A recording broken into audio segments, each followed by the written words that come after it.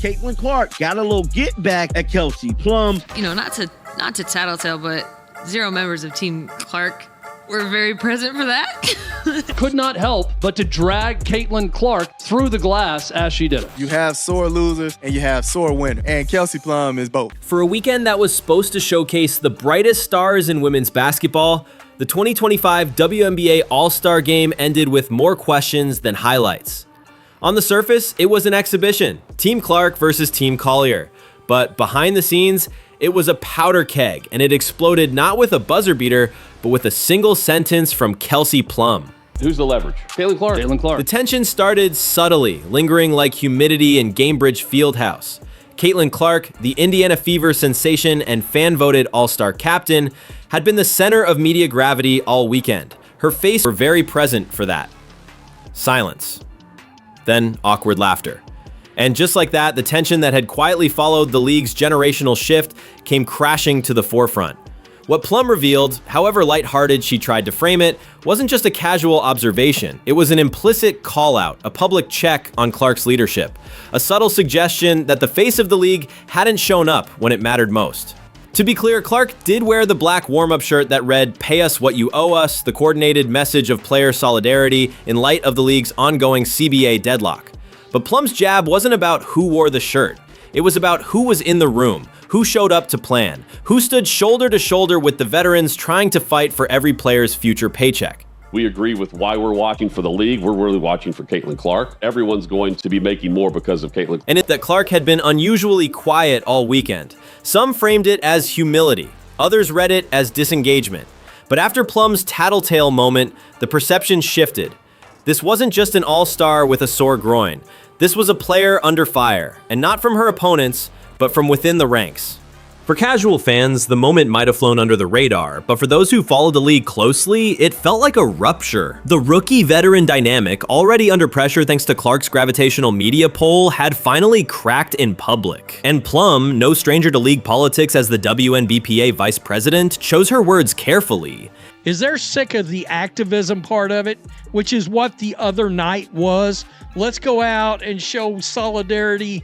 And deliberately. Whether you saw it as shade, frustration, or accountability, one thing was clear. The post-game press conference made more headlines than the game itself. And Caitlin Clark, she didn't have to say a word. Her silence and everyone else's reaction to it spoke volumes. Kelsey Plum didn't raise her voice, she didn't drop any profanity, she didn't even look angry. But that's what made her words land for them, even Caitlin Clark. But that didn't stop Plum from delivering the jab. Not to tattletale, but 0 members of Team Clark were very present for that. Some interpreted it as a joke. Sabrina Ionescu, sitting right next to her, laughed uncomfortably, clearly caught off guard. That really needed to be mentioned, she said with mock sarcasm, prompting Plum to clarify, "I'm trying to make the situation light, okay?" But the room wasn't laughing, because when you're the vice president of the WNBPA, when you represent the players' voices during one of the most critical CBA standoffs in league history, your words carry weight, no matter how soft your delivery. And Plum knew exactly what she was doing. She wasn't just tattling on Team Clark, she was spotlighting a perceived absence in leadership.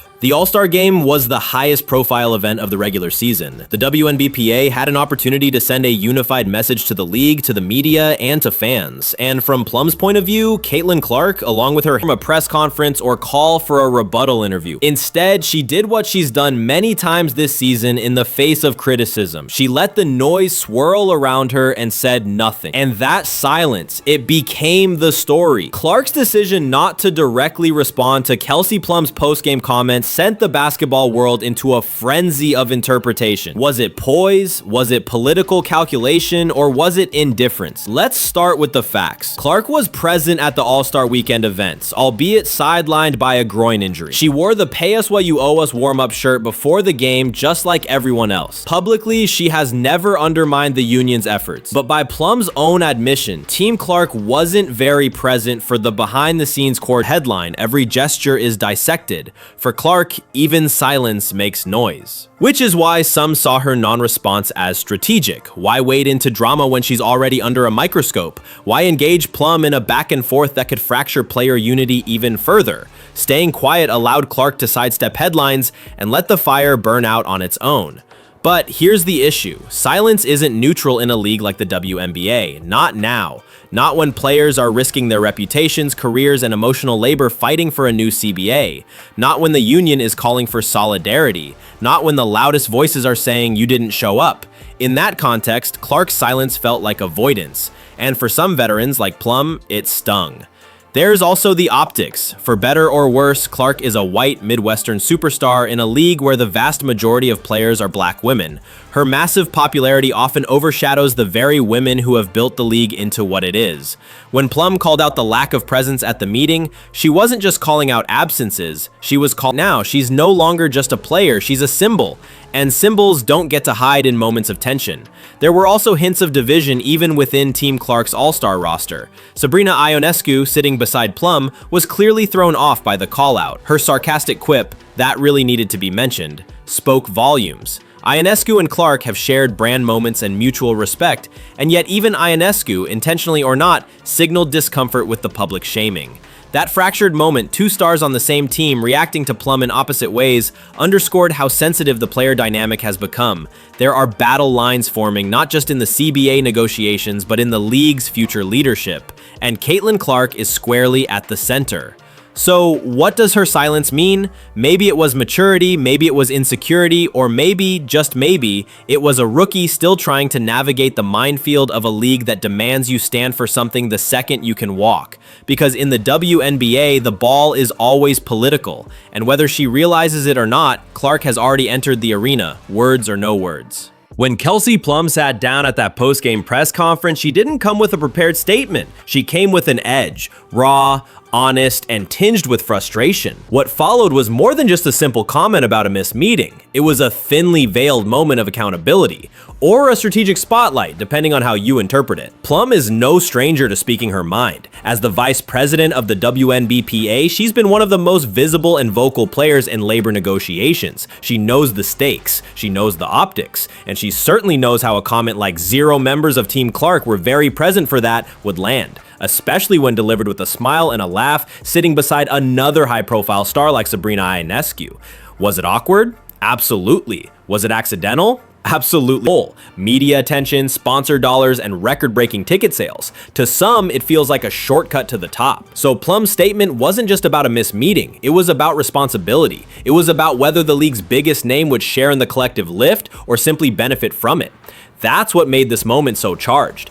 The "pay us what you owe us" shirts weren't just a protest. They were a coordinated symbol of collective power. Missing the meeting that birthed that action, it wasn't just a logistical hiccup. It read to Plum and others as symbolic absence. And in a league where symbolism matters deeply, that absence echoed loudly. Yet the press conference didn't devolve into chaos. It was a masterclass in microaggressions, body language, and strategic communication. Plum smiled. Ionescu's every gesture feeds into a larger narrative. Plum understands this. She used her moment on the mic not just to speak on a missed meeting, but to challenge who gets to lead and how leadership should look. For better or worse, Kelsey Plum's press conference was a turning point, not because it changed policy, but because it pulled back the curtain.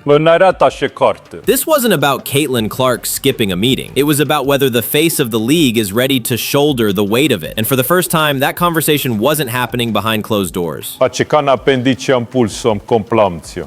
In the high-speed echo chamber of the WNBA, silence speaks volumes, but a well-timed response can shape the entire narrative. After Kelsey Plum's subtle but explosive post-game press conference, all eyes turned to Caitlin Clark. Would she clap back, apologize, stay quiet, and let it blow over? She did neither.